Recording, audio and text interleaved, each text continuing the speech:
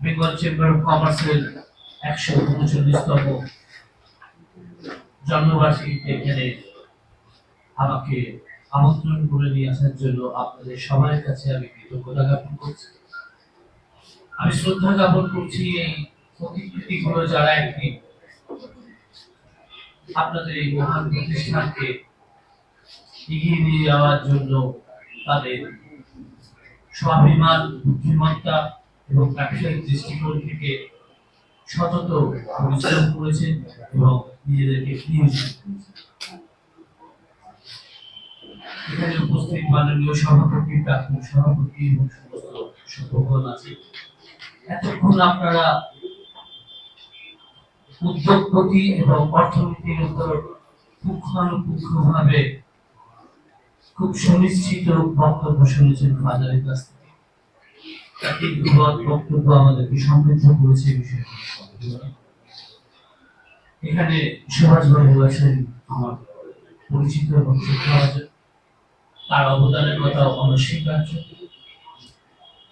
আমাকে এখানে ডেকে নিয়ে আসা হয়েছে যে কারণে দক্ষিণেশ্বর মন্দির সম্পর্কে কিছু অজানা তথ্য আপনাদেরকে তুলে ধরার জন্য।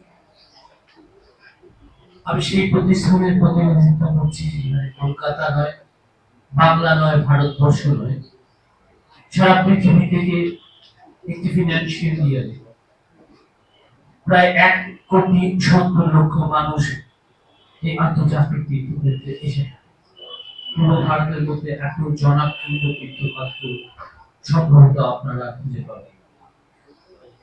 আমি সেই মহান তীর্থক্ষেত্রের প্রতিনিধিত্ব করছি।